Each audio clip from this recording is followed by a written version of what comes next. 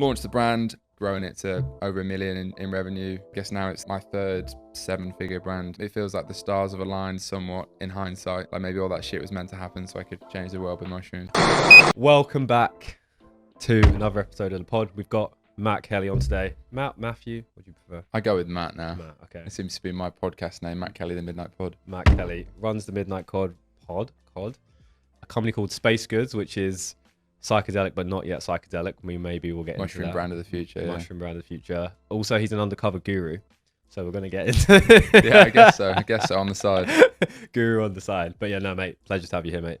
Good to be here. First proper pod in Bali. I really should have booked this studio for my own because I've been doing a few here. And I put one up last night and I watched it back and thought, what the fuck is that?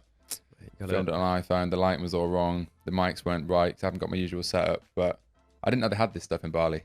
Even though I've been to Bali like 5 times, I've never been since 2019 when I wasn't in the podcast world. Bali's the kind of place where it's kind of like London. Like you can go to London and have a shit experience. You can go to London and have the best experience. I feel like Bali's at this. Yeah, I think it comes down to who you know and like what they know about the place. Because if you came by yourself here, I've been here before, but I guess until I met you today, I didn't really know about the podcast places. Yeah. And now within 10 minutes, I'm like, fuck, I need to book this and redo the episode I just did. Because and you got pink lights, which is very much my vibe, which you rarely get. I would like to say that we planned that, but we did not. They just happened to. We can change the colours though. So yeah, that's cool. Anyway, this retention is probably terrible. I'll get back. Yeah. I'll ask you a question as we were supposed to do in a podcast. I'd love a little bit of childhood backstory. Got maybe a little violin I can get out. Tell me a bit about your childhood, what it was like growing up. How did Matt Kelly? Yeah, do you know anything about my story or not? I know. Why did you reach out to me? I'm interested. I know a little bit about you. Did you follow me before or what? So I found out about you. Honestly, when you launched your brand, when you launched Space Goods, like a mate of mine. Oh, actually, do you know a guy called Barney Charles? He had a pod. He probably rings a bell. He would have reached out to you ages ago. I think you may have had something set up. I don't know if you did, but he's just a mate of mine. And then that was how I heard about you. And then saw you through the brand. So I probably know less, maybe a bit less than some of yours. But I did watch 2 of your YouTube videos today to get to do some good due diligence. Yeah, I would say I'm the most transparent guy in the entrepreneurial space because I don't think of myself as having a personal brand at all. But I guess because it's just there's no motive. It's just I've started putting shit out like a year and a bit ago. I guess very long story short, from the north of England, grew up in York, had a twin brother that I was constantly compared to, even though we're the exact opposites in every way. Spent years as a rower in my youth, wanted to go to the Olympics, but then fell out of love with that. Discovered entrepreneurship when I was maybe like 18, broadly speaking. Always used to just design logos, fictitious brands I would maybe one day launch. Launched a clothing brand when I was like 18, didn't know what the fuck I was doing. Logo on a white t-shirt, everyone took the piss, was working in weight, summer job, whatever, standard, hated every second of it. Put all my money from that summer job into like stock and couldn't sell anything. Went to uni to study, ironically, business at uni. Did 6 weeks before I dropped out. Then went and did a placement in central London in M&A, which is mergers and acquisitions, wearing a suit, meeting, I guess, wealthy people for the first time in my life, realizing that you didn't have to be a footballer or a celebrity to make money, because that was, looking back, probably what I thought. You either get a normal job or you're a celebrity. There's no in between. Yeah. And then did that for 6 months, went back to uni because I didn't really know what the fuck I was doing. And I was like, well, that's better than doing nothing, which it definitely is. Did advertising, ironically. I did graphic design for a year, then switched to advertising, and then dropped out again. Because at this point, I'd been like playing around with loads of different Ecom stuff, was in like Facebook groups. This feels like ages ago now because it is 2015, 16. Discovered Facebook ads in 2016, started drop shipping jeans from China. That was like the first time I was like, oh, you can actually make money doing this. And that started doing pretty well. I'm cutting a very long story very short. That became like a proper clothing brand. Like we designed our own shit. I got an office in Newcastle, which is where I was at uni. My mate Ollie got involved, who's now kind of a semi co-host on the pod and an investor in my newest business. So it's funny how it comes full circle. Nice. That business did pretty well. I stopped going to uni, didn't tell my parents, eventually got kicked out because I just didn't submit anything, but I dropped out at that point. So that was like March 2017. That business then fell apart because we just fell out and we just, fuck it, let's just stop running it. I then got back into like the drop shipping space because I guess funnily enough, I'd started with building a brand as opposed to drop shipping, like attempting to with my clothing brand. But then I just didn't really have much money. I was like, fuck, want to make some money online. Like, don't know what I'm doing. I've already dropped out of uni. My mate's not going to leave. I need to go do my own thing. Started traveling around Europe by myself. And then, very long story short, again, and I've vlogged all this, by the way, on my other old YouTube channel, which is linked in my pod. There's like 120 vlogs over a 2-year period, which is quite fun. Oh, you've been in the game for a while then? Yeah, I just never had any views on those. It's just purely for me. I feel you, bro. And then what happened? Yeah, then I went to some e-commerce event in Singapore in September 2017, which I probably credit as being like the turning point, where I met people doing similar shit to me, because I knew literally no entrepreneurs from home, from uni, anything. I felt like an alien. Fast forward like the next 2 years, basically spent like 2 years being a full-time nomad, lived in Bali for a while, Australia, America, Europe, basically everywhere. Did a bunch of dropshipping stuff, like had a leggings website. This was back when Facebook ads were very easy to just scale a store. It was OP back in the day. So was probably doing $500,000 a month at one point. So like I was honestly balling, given I was like 22 at the time, but you know, didn't know anything about like investing and stuff. So I probably just wasted 90% of it, to be honest, on like traveling, bought a few stupid cars, even though I wasn't really living in England, came back in between. And it was a bit of a weird setup in hindsight. Then I decided I wanted to build something more long-term, because like dropshipping was getting more difficult. I wasn't passionate about selling random shit from China, even though it's a great way to start. And it's what a lot of people I would recommend they do that don't have any money or experience. Moved to London in April 2019, which is nearly 4 years ago, with two other guys, Fred, who's now one of my best mates and runs a brand called Sanucci, which you're probably familiar with, it's massive, and another guy called Seb, who was just hustle house spec. And I wanted to have a base. I was still traveling, but like I said to you before, I wanted to have somewhere to compound like networks and so on, because I was a bit sick of just coming back to my parents' house in between traveling and so on, which is what I was doing. Yeah, then launched a jewelry business called Midnight City, which grew super quick, grew that to 3 million run rate in 18 months. Profitable, wasn't really passionate about it. It was pretty early in like the UK men's jewelry scene. It was us and then Crafted London, who are now way bigger and way more successful. If Danny's watching this, well done. He's probably not watching this, to be fair. Yeah, grew that in like 2019, then launched another brand called Neon Beach, which ruined my fucking life at the very start of 2020. Bad idea running two brands, by the way, but I just thought, I literally had this like idea. I wanted a neon sign, an LED neon sign to be specific, for my room that was my jewelry brand logo. Couldn't find anywhere that was selling them. And being the just 0 to 1 ideas guy, within 2 days I launched this brand, came up with the name, source of supplier, like custom B2B signs, ran an Instagram ad, and then that business grew to like £1 million in like the first 3 months. It was ridiculous. Perfect timing with COVID. So fast forward like 2020, running two brands, Ecom's booming at an all-time high. However, that's not great for a complicated B2B custom sign business. We were making it in China, ironically, because China was super slow because of COVID. It's like massive demand, but supply chains were fucked. It was like two sides of the same thing. I then brought all the production from China to the UK, and then long story short, a factory went bankrupt on me. 3 million quid's worth of orders disappeared. I was doing like 1.5 million quid a month in revenue, driving a Ferrari, living in a penthouse flat. Things were going pretty perfectly until this business went quickly very wrong. And then long story short, I had to get bailed out by investors at the very start of 2021, who bought that brand and the majority of my jewelry brand as well, because of the way I'd structured it, which is fucking stupid in hindsight. Because if I'd kept them separate, that would have been fine. Because the jewelry business was like successful, no problems, clean supply chain. But running two businesses under the same company, which I painfully learned now, it's not the way to structure things. Yeah, long story short, that business Neon Beach went tits up, as everyone knows, like episode 1 of my pod. That was my whole angle of telling that story. So go and watch that for the full in depth. But it was a complete horror show. Like I went from having like 7 figures in the bank to the business being insolvent in 4 months, which I didn't even know what that meant at the time. And like dealing with like lawyers, looking at like business bankruptcy and shit. And ultimately got bailed out by an investor, which I guess was fairly lucky maybe in hindsight, or maybe not lucky, but glad that happened, because the best of a very shit situation. I then worked with them for 6 months, sold the rest of my equity in that, of which wasn't that valuable at the end, to be honest, because the brand damage had been done, etc., etc. Then went back to the drawing board to start my next thing, because I wasn't like completely fucking homeless or anything. I was still like, had a decent amount of money, a lot of experience, great connections, most importantly. And then thought, first I started the pod. This was like September 21. So just when I decided to leave working with them and go back to the drawing board, they offered me like a big slice of equity, a big salary.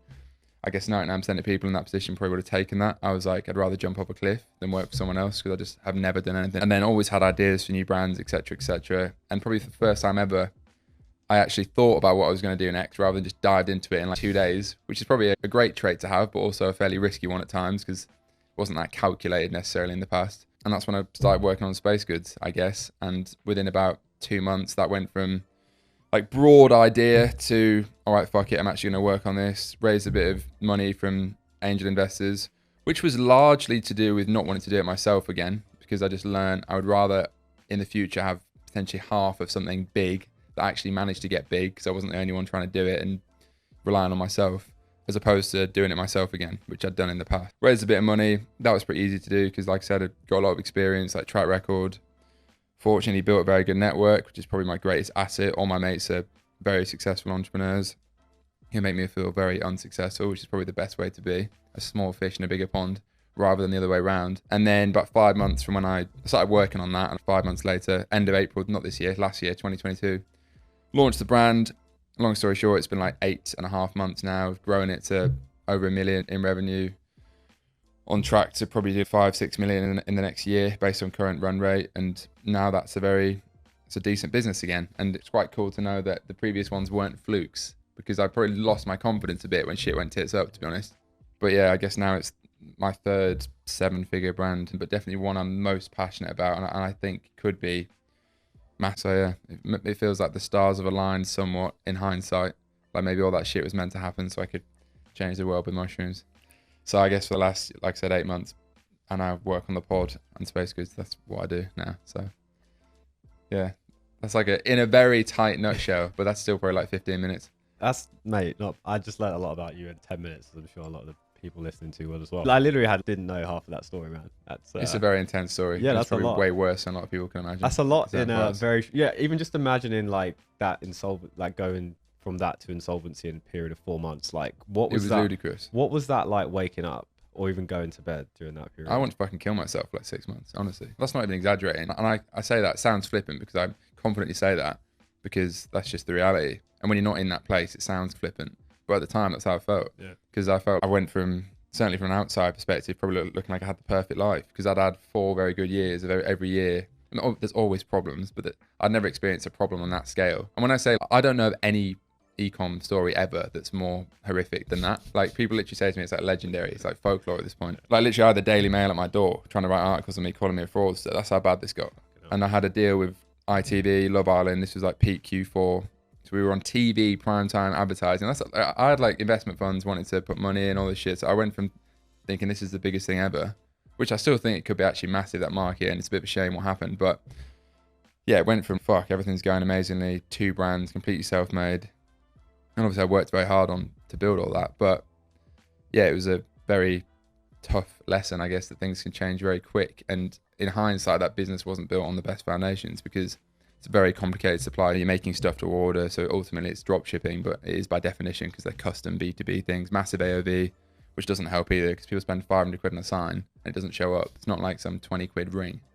And especially when it's largely outside my control. But yeah, it was very messy for him. And it was probably the social media hate combined with the fact the business was going under that I'd never dealt with because I wasn't in the public eye at all before. Still not now, massively. But yeah, like people, ultimately people can find out who's behind something and then they get the wrong idea of something. There's Facebook groups dedicated to my demise. It was fucking rough. Probably for maybe 3 to 6 months, peak like shitstorm. And then ultimately, yeah, because the business wasn't a scam, I got bailed out by investors who saw potential in it and obviously liked what I'd built to that. I guess they were investing in me. And since then, the founder of that is invested in my new thing and so on and whatever, silver linings. But yeah, that was pretty intense. How do you look at yourself now as this version who's been through that whole period versus before? What are the differences in Matt pre and post that? Definitely way wiser. Yeah. Like way wiser because I don't know anyone that's been through that much shit at my age, certainly. Like, other than health problems or whatever, I don't think you can get much worse as like a 25-year-old at the time. Because that was like peak shit. And like I said, people do go through worse, like terminal illness, whatever. But in terms of business, that was very fucking rough. Especially because I had no one around me. I was the sole director, didn't have anyone with any experience helping me. Like, it was literally a case of I was Googling, like, what the fuck do I do? That's how raw it was. But yeah, now I just feel like nothing can really stress me. Almost like David Goggins can't hurt me in a way because I don't think it gets much worse than that. And then like around that time, like I ended up breaking up my ex-girlfriend and all this shit. And it was just a rough fucking period. But yeah, I don't really recognize myself looking back because I feel like I went from super confident, like winner in my mind to a year of feeling like a fucking piece of shit. And then gradually having to chip away to build back up. But the newer version is a better version than originally. But I definitely have a lot of scars from that period that probably need a fucking therapist to unwrap because yeah, I reckon I still have PTSD to an extent, honestly. Yeah, no, it's like Tyson says, everyone's got a plan until they get punched in the face, right? I think it's Yeah, I don't know many people who've experienced it on that scale, but I think humility is like one of the most important business skills, or like being able to bypass your ego. Because I think when you make decisions, if there's any amount of ego involved in it, a lot of the time that's probably not the best decision. So I think having that, and then also good people around you who can probably check you and give you good advice, must just be like the perfect combo now. Yeah, I mean, I was very fortunate back then. I was still like living with my mates running similar scale businesses. Granted, I hadn't gone through that shit, but at least I could speak to them about it. And then, like, even in the past year, I've met a lot of people that through sharing that story on the pod, like I've met 2 guys I've referenced before, like now investors in the brand, like mentors to me. And yeah, I think definitely sharing that story has been very beneficial. Like, the reason I made the first pod was because I just needed to fucking speak about it. Because in a way, I wanted to like clear my name, to just clear up any fucking rumors or whatever about what happened. But then it resonated with so many people. I was really scared to put that out because it's 90 minutes of me just basically talking shit about myself. But then that's so rare these days that I think a lot of people just found it very refreshing.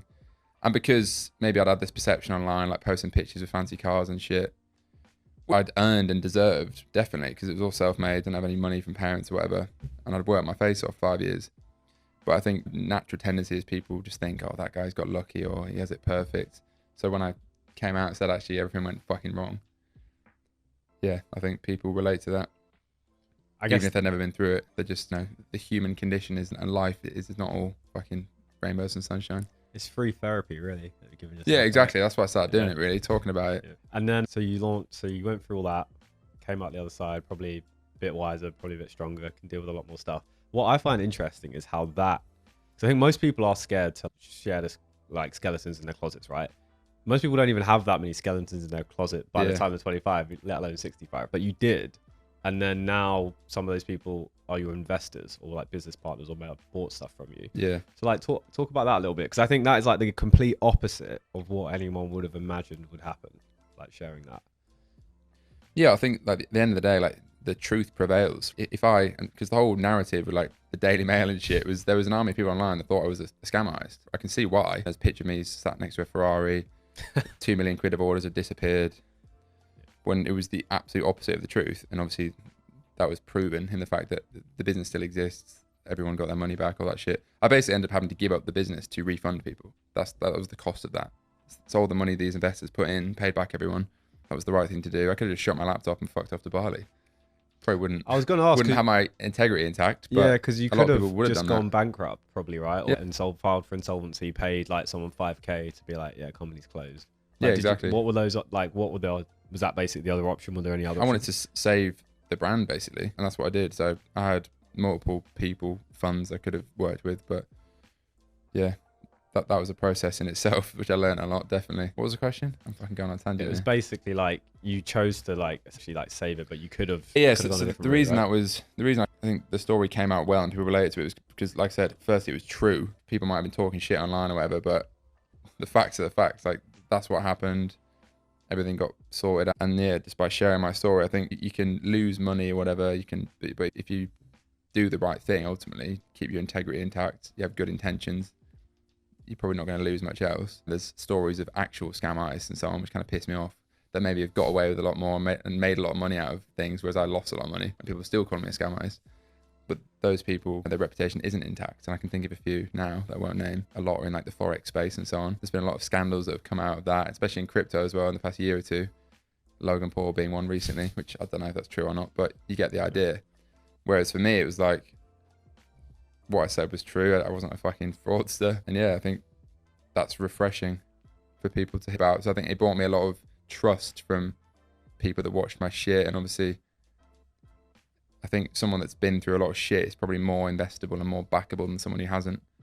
Because anyone can fucking, not anyone, but it's a lot easier to run a business when it's going well. Take away 90% of that and see how well most people survive. Probably not that well. I think it's about who you attract. Because the big thing that I always say is basically who you are is who you attract, right? It's like, I have a lot of different ways of saying that, but I'd love to know who are the types of investors you've attracted, right? Because they're probably going to resonate with you and going through that.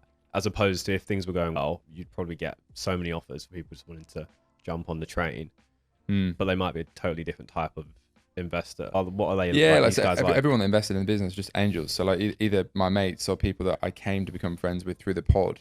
A few of the main ones are like guys in their 30s that have built and sold businesses. And I think people like that in that position wanted to back the next generation of entrepreneurs.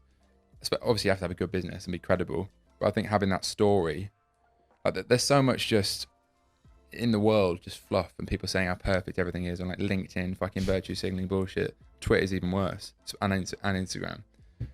So I think if you just, and also like the actual vehicle of a podcast. So like two investors, for example, Jimmy and Alex, who might be watching this, I literally met them for the first time, Jimmy was the second time, but I met Alex for the first time on the pod. We spent 2 hours together speaking about his story, my story, drinking wine.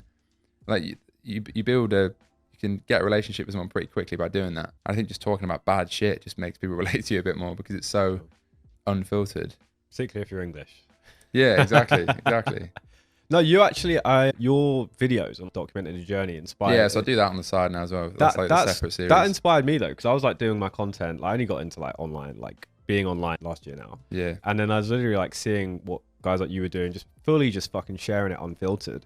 And I was literally like, yeah, I literally nothing I've not said probably. Yeah, I think that's which may come back to bite me, but I just think in my mind it's because I put a video out recently about my fucking struggles of mental health throughout my whole life. It's probably the most honest video I've ever made. It was like 50 minutes long. And naturally, those things get the most views because people are like, oh, fuck. But so I have the pod and then have the document the journey. So the idea of the document the journey is a weekly video, whatever the fuck's going on in the business, hopefully from now until £100 million business in 5 years' time. So if anything, like no one watches that, I don't care. It's for me. Yeah. But then the only way to do it is to be completely honest. So sometimes people probably say I look like I'm really moody sometimes doing that, but that's just like, I'm not putting on a front at all.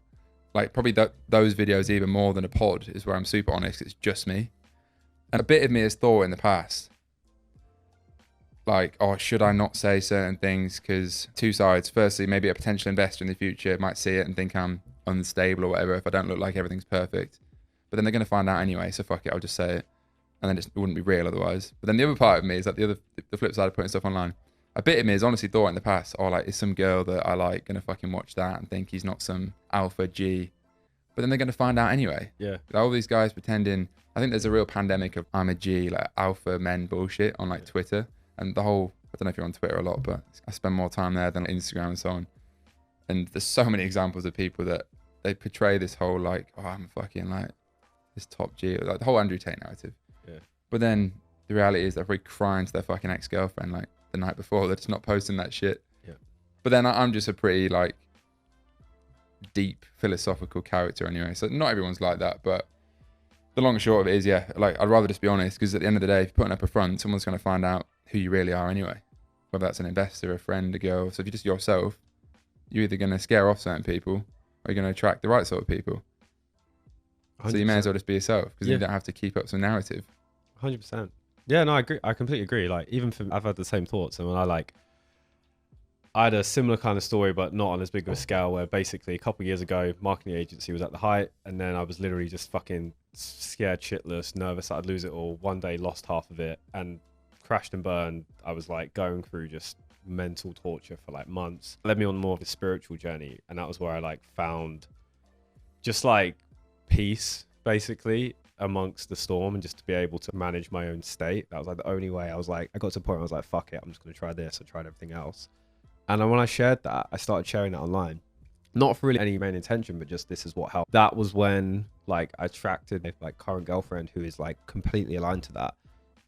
Whereas before it's like the girls who I would be with were like, let's just say had less substance. Yeah. That was what I just portrayed. Like surface level shit. Yeah. So it's like, it works at all levels. I completely see it. Yeah. What kind of girl are you looking to bring into your life? I'm not looking for one, but I'm a very romantic character. Yeah, no, that's because I'm a bit like that as well. So that's why I asked. I just, like I mentioned before, like a lot of people that watch the pod will know the story with this, but I literally hired this girl. I'm not going to speak about her specifically, but I hired this girl to be in a movie because that's it being my brand movie, but where we launched. That's like another girl in the second one and shit. But I don't know. I over romanticize things to a problematic extent to the point where I know what I visually like, which is like tanned brunette, like this whole aesthetic that I just imagine like we're driving in a convertible Ferrari together. Like my pinned tweet actually is about this. My whole creative aesthetic is all just about being like the 1980s, driving a convertible Ferrari with a brunette girl, and it's like the whole like movie scene from like the 80s and shit. It's that whole vibe. So I'm very into that. But then that's the sort of girl I visually like. But I end up just over romanticizing things, and when the reality is no one is perfect. And oftentimes, if you, at least for me, I've given someone too much credit because they look a certain way when actually there's no substance beyond that. Yeah. And granted, it might work in a movie, but life isn't a movie all the time, even though I wish it was. So I'm not searching for anyone, but I'm very all or nothing. Either don't give a shit about anything, a girl, whatever, or I'm very invested. And it's, a romantic state of whatever. There's no in between. Yeah. And it's the same way I think about things I'm into, like working on a brand or whatever. And like even with running, if I'm going to start running, I want to do the fastest marathon. I'm not just going to run twice a week. Where do you think that mindset comes from? Like the on-off switch? Don't know. Like I definitely get like the kind of physical side of it from when I spent years rowing. That was just like brutal training. And I've always hated the idea of being normal or average. Not that there's anything wrong with that whatsoever, but I've always been like, I would hate to be average, but whatever that is, financially, physically, where you live, the way your life looks statistically, I don't know. I've always felt like I have something to prove. So I've had that big fear as well. Like my big fear when I was in uni and I saw all my mates applying for jobs in finance. I did economics. That was the route. Grad schemes. Yeah. PWD. And I saw these guys who were way smarter than me getting rejected from these like Goldman Sachs, etc. And I was like, well, fuck, what am I going to do? Because these guys are like cleverer than me, like intellectually wise. So I was like, fuck that. I'm like, that was when I started my like agency, which I still have now. So that I was driven by that fear, but I feel like at a certain point, at least for me, like I didn't want to be driven by fear anymore, because that fear ultimately, which has probably come from fear of not being enough or not feeling worthy, those deeper fears that you talk to a psychologist or a therapist about. Do you think that is a sustainable source? Because you've got guys like Alex Hormozy who will say, famously, one of the biggest drivers of successful entrepreneurs is not feeling like they're good enough. There's like impulse control and these other things. But then it's, do you want to live a life that way forever, being driven by that? Yeah, I'm definitely driven by like hate rather than love. Andy Frisella speaks about it. I've always just had a chip on my shoulder. Yeah. Like, I don't have anything to prove to the same extent like I did when I was younger. It's probably why I bought like fancy cars and shit, to tell people at school like, yeah, I actually did it or whatever. Those people aren't even watching anymore. Or maybe they are, but I'm sure they've got on with their lives. Do you care what they think though? Not anymore, no. I probably always feel like I have some artificial enemy, like someone to prove, whether that's a girl that's pissed me off in the past, which probably is right now, or I don't know, someone that said I couldn't do something or whatever. But then, yeah, I'd say ultimately I'm just driven by freedom. That's what it's always been from day one. Like I'm not even, I think a lot of entrepreneurs, and I've been accused by my parents of chasing money. And I find that so ironic, because the guy that does the grad scheme is chasing money way more than me. I sell pink fucking mushroom powder on the internet. That's not chasing money. That's chasing like creative freedom. And you need to make money to do that. So yeah, let's just have an honest conversation. It is important. But yeah, I think a lot of entrepreneurs get misunderstood by the general public, whether that's the 99%, whatever you want to call it flippantly. But yeah, I'm just driven by freedom. The idea that I can at least do what I want, where I want, and I do want to make a load of money as well, because that ultimately means the business is bigger and I'm having a bigger impact, which I want to do. When did you feel the most free in your life? Probably in 2018, when I first started doing the nomad thing and everything was new. That's probably the happiest I've ever felt, because that was like when life was, I don't know, I was a bit younger and everything was super exciting because I'd never done it before. I remember coming to Bali for the first time in like March 2018 and I was amazed. I'd never been to Asia before. And I've been to Thailand before, but just even going to Thailand for the first time, I was like, wow. Even though I went on an economy flight, whereas now I just fly business, it's on points or whatever. But it never feels the same as the first time. So that's probably when I felt most free. And so like so now you're in Bali and we're filming this in Bali, how does it feel different compared to that first time you were in Bali? Maybe like less exciting, but also better, because I know a lot more people, have a lot more context on things. Yeah, I don't know, like you can only get that like newness from something once. Do you know what I mean? You eventually run out of newness. I actually disagree. Do you think? I think it's a perspective. Maybe. I think it's hard to do. I'm not saying it's easy. I'm not saying most people do that. But I think it's literally a choice whether you want to experience that. Whether you want to experience that well, that one. Yeah. I think we naturally seek novelty as humans. Like we want the new thing, right? It's why running a Facebook ad and you got a new angle and it's like slightly different. Everyone loves it because we always want the new thing. But I think the reality is like nothing's really new except ChatGPT. That's pretty new. Yeah, that's old now as well. That's true. Does that affect your business? Will that affect your... What, ChatGPT? Yeah. feel like I've played around with it. I'm not one of these like wizards that just has already automated their entire fucking business with a new software, but it's pretty cool. You tried it to write landing pages or anything? I haven't actually tried that yet. I need to do more of that shit. I need to be more innovative, waste less time doing shit manually. I don't know. It sounds like that's one of your biggest strengths is your like creative innovation. I'm definitely a creative first. I actually don't really like running a business, I'll be honest. I've just worked out how to do shit like logistics, supply chain, dealing with suppliers, whatever it is, hiring people.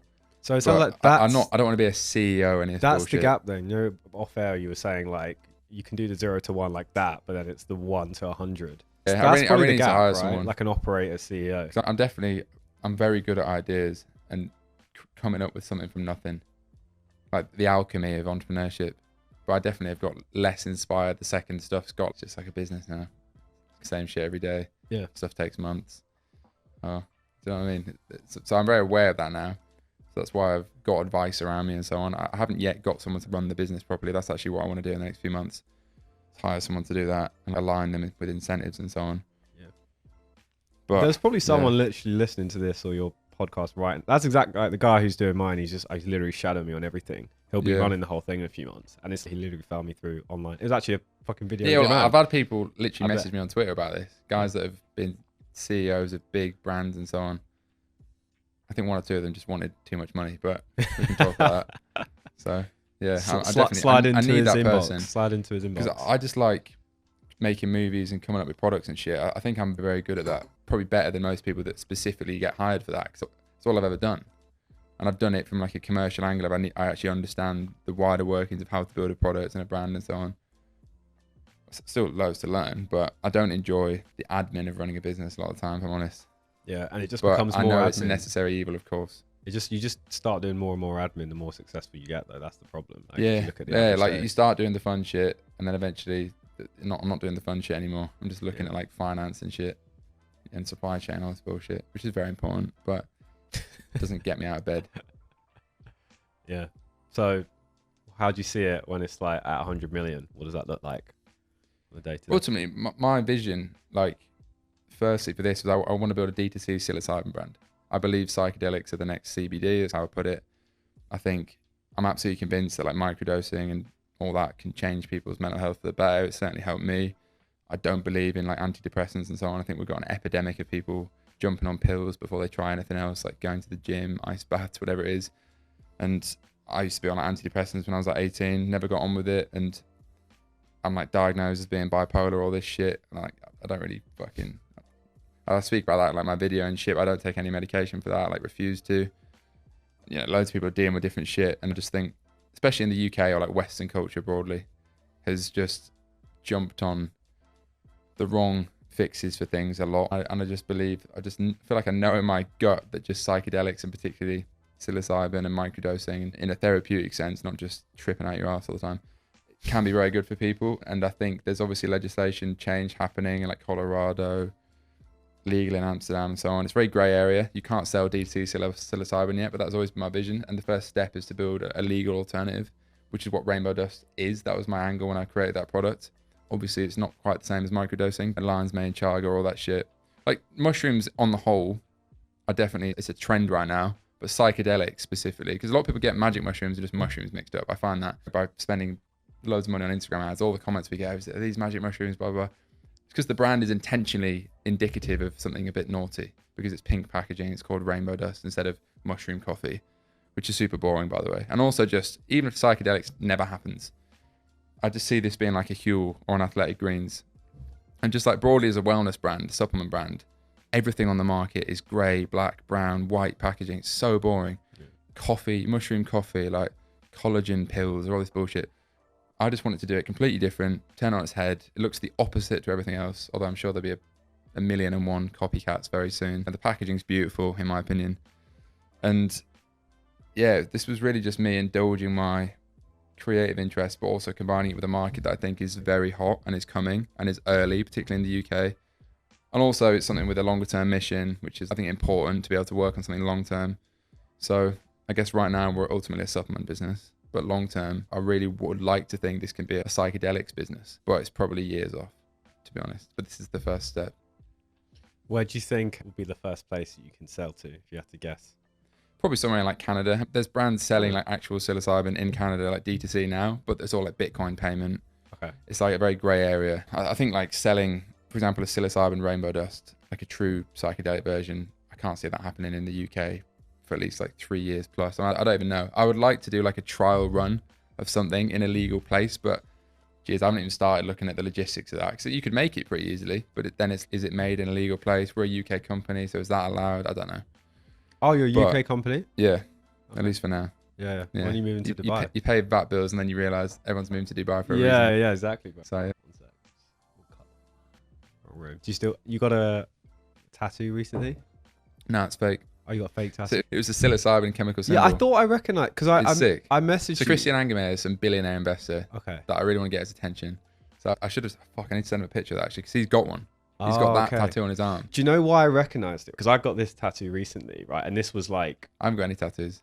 This was my first one. I'm tempted. Oh, bro, if I've got a guy. He like, literally like, he's the most creative. Like line art spec. He like, I didn't even know what I was getting going in. Like he like does, but he's like one of the best in the world. He does like billionaires, like what design is that? I see it. It's not a design. That's just made up. He literally creates it. Like I've got my like, this is my only thing here, ISER, which means internal state equals external reality. That's like the thing I'm like, people know me for.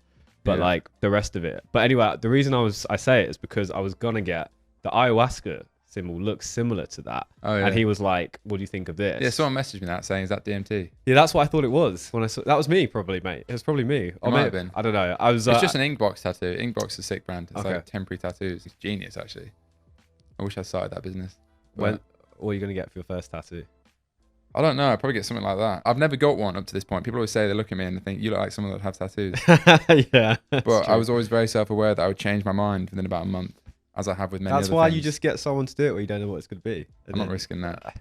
But I would get something I'll show you his tattoo. You'll change your mind when you see what he does. Yeah, I like to get something meaningful. Something meaningful. Like, I wouldn't just get like some fucking tribal thing a lot of people have. Yeah. I think I like shit. Yeah. I like small, like line arty stuff.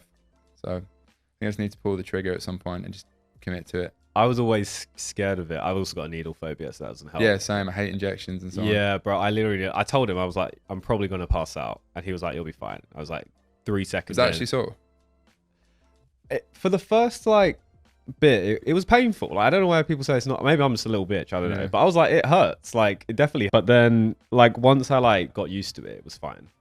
Yeah. But it took 5 hours. And it was like with a fine needle. So like, apparently it hurts more when it's with a super fine needle. I don't know. But it was good. Like, it was a great experience. And now, you know, everyone says once you get your first one, you don't want to get everywhere. Like, I was like, a few mates that have gone like full sleeve after one tiny thing. Yeah. I was like, that won't be me. And then as soon as I'm done, I'm like, oh fuck, you could bring it around here. Yeah. The only problem is it's $7,000 a day to work with this guy. So I'm like, we'll have to. A day? Yeah. Does that sound a price? No, he's probably like 10x. I definitely think that's one of the most obvious things in life to spend more money on. No, do not cheap out on a tattoo, bro. That's exactly why it'll be there forever. Exactly, that's the thing. He was in Bali for 2 weeks. I was like, and I knew him, and I was like, he's got like 500,000 on Instagram. I was like, I messaged him. Shit. Yeah, he's like one of the best in the world. And I messaged him, didn't reply. A week later, I get an email from an assistant being like, "This is the date he's available. This is the prices. Do you want it? Yes or no?" I was just like, "Take my money. I'm there." Yeah. Traveled up to. How long did that take? I was with him for the whole day. We ended up just like really chilling. That was like 7K. Yeah. What, pounds? Euros. Yeah, there's a lot to be fair, but it's definitely worth investing in. Oh, to me, it's if you're gonna get something like that, like work with the best, but one of the best in the world. Because even if one line was wrong, you'd wish you'd paid. Yeah, he adjusted like the placement like 5 times before doing it. Like these micro adjustments, I myself would never even realize. But now, like I see it, I'm like, oh yeah, the way it flows with the arm and all these different things, you just never fucking realize until you work with. I just like working with the best people in whatever I do. I just think it's cool just to meet people who are like, who are just the best. Whatever it is they do, you can be like a apple picker, but if you're like the best one in the world, like you're probably going to be interesting in some exactly way. That's very true. All right, I made questions, so I'm going to see what else maybe I should get one while I'm here then. I keep putting it off, but when's the right time going to actually there is another really good artist coming here, so I can link you up with him. My mate's actually getting one by him. I'll show you his work after. He's one good. Okay, let's talk about traveling versus working from a base. So you're currently traveling. I've done it all. Tried all the different ways of doing it. I feel like you'll never just be one way or the other. I feel like you always do both. What are your thoughts on traveling? I've done the whole nomad thing where you literally don't have a base other than like my parents' house where I came back to once every 3 months, which isn't ideal. That was when I was younger. Then I've had a base in London ever since April 2019. I think having a base is useful. It's like HQ, whatever, like story shit there. And then I've traveled probably on average, I say traveled, like I've probably been away like 9 or 10 times a year, at least for the past, so almost once a month, the past 3-4 years, even during COVID. Like this year, I felt like I was in London loads, but I've still been away like 9 times. When I say go away, that counts like a week in Marbella or whatever, but I'm always bringing my laptop with me. And people comment on my YouTube video actually, because I spoke about this, saying when you go away, you should just not work. And that's fine. I get that. That's like a holiday. But the reason I'm able to go where I want, when I want, is because I'm working. Do you know what I mean? If I just didn't work ever, nothing would get done. And then I did that for a year. Wouldn't be very sustainable. I did that for a year. I also don't want to do that. What would you do at 11 a.m. on a Monday if you just weren't working? Would people just go to the beach or what? I'd get bored of that after about 10 minutes. I think it's like a lot of people think that once you start making money, you'll then live the life, but then it's not actually a fun life. It's always a process. I think like particularly it's a man thing. It's like a masculinity thing. If you're actually like living as a man naturally lives, you want to be working, building on something. Yeah, if you go and hunt, build something. Yeah. It's also super unattractive. I like speak to women all the time. I will ask them because they say, "Oh, I want to spend all this time with you." So you don't really, because if you did, the idea of I've done that. I've done if you've ever done that with a girlfriend who's like, "I want to see you, I want to see you," and I'm like, "All right," and then it ends up flipping on its head. Yeah. And then the attraction goes. I think you need to be away in that. That's why I asked if you did like any Muay Thai or anything like that. Because I think there was something good about just being humbled by being like physically attacked. Yeah, I hear a lot about this. I should definitely try that. It's good. There's a great place here called, you've seen Soma? Soma here? It's like right in the center next to the ball gym. It's just something about like when you're physically under threat, you can just be doing pads or whatever. Yeah. It just activates something different inside of you. It's Primal. It really is. It really is great. It's a really good thing. You should go. You got any mates who do it?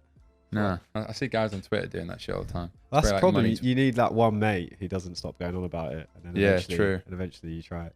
Yeah, I'm trying to get my mates into running. I feel like they're all fucking getting fat. But yeah, on the traveling point, I'm still trying to find that balance, because part of me thought maybe like a year or two ago, I nearly got like an office in London and all that. And sometimes I think I want to have an office and like do the whole like Gymshark style thing where you have 100 people, 1,000 people now they've got in like an office. That's what I want. That's more sustainable, blah, blah, blah. But then other days I'll be like, oh, fuck it. The whole point of why I started doing anything online originally is to have freedom. And if I take away my own freedom by having a lease on an office and employees that have to be in one place, do I really want that? Or do I want a bit of both? But then I'm still trying to find that balance, because when I'm back home, I tend to work from home. Like my flatmate runs a business as well. It works really well. But then other times I think, oh, is this a bit lonely? Should I be? And I'd go to co-work spaces like Soho Works or whatever. But then I get distracted by speaking to people. And it's like, there's pros and cons to everything. Yeah. And then when I've been out here, I thought, am I just kidding myself and actually I'm getting nothing done? Or because I'm maybe like happier out here, because especially in the UK winter, I like enjoy the sun and shit. Does that mean actually, even if I work 50% less time, I'm getting more done because I'm more switched on and so on, arguably. So it's about figuring out what works for you. I still haven't figured out the perfect balance, but I think I had a generally pretty good balance over the past few years. I also think, especially in this economy, arguably, like why the fuck would you want an office and like massive overheads when you can, e-commerce, online stuff, you can be incredibly lean, like leverage a lot of software and so on. So I'm still trying to figure it out. I think if you are going to travel, you should stay in a place like a month at least. Yeah. Because it takes probably a week to even get into a routine with gym, where you're going to eat, the place you stay in, etc. If I was going to be in Bali longer term, I'd probably want a better villa, like one that has maybe an office, or just go to a good co-work space. I don't know, but you need to build up a routine in places. So if I was going to pick 4 places to live year round, I was speaking about this with my mate the other day, I think a good combination is like London, Dubai, Marbella, Bali. Because like London I like in summer. I basically only like it in summer. Yeah. Well, I say that. I do like London in general, but it's nice in the spring. Marbella, you could do like spring. It's like nice weather. Obviously Dubai. I'm not the biggest fan of Dubai, but it's growing on me, having been there a few times. And I know a lot of people that live there and trying to persuade me to move there and shit. I can see why you'd go there in November, December, January. And then Bali maybe fits in, maybe similar to Dubai. I think those 4 places I've had to pick out the top of my head, probably like the best places I've lived temporarily over the past few years, and have a good balance between lifestyle and workability and like cost and shit. Yeah. What do you like about Dubai? Because I'm not sold on it. I'm not sold on it either. But I'm saying I'm maybe getting pushed. What are the things that you I can see like the appeal during winter, particularly. Right. Yeah. It's like November, December, January, like dark depths of winter in the UK. I don't like the fact. I mean, I've always spoken shit about Dubai on the pod because I think so many people flock there because it's become almost like a meme now. I'm moving to Dubai to save on tax and all this bullshit. I like the weather. I think it's very convenient. But then I actually think Bali has almost everything Dubai has, plus a lot of other benefits.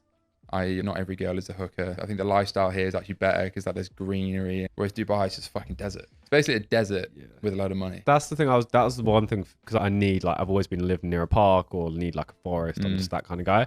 Like that, when I've been to Dubai, I've hunted for green lights. Did I have It's parks? way harder to like eat parks healthy in Dubai and shit. Yeah. I've only been like 3 times. Okay, but I've only been once. Yeah. I've never felt as settled there. And I mean, I could have just not seen the right side or whatever, but I know plenty of people that live there and love it. So I'm sure it is good. But if I had to pick Dubai or Bali, it'd be Bali a million times.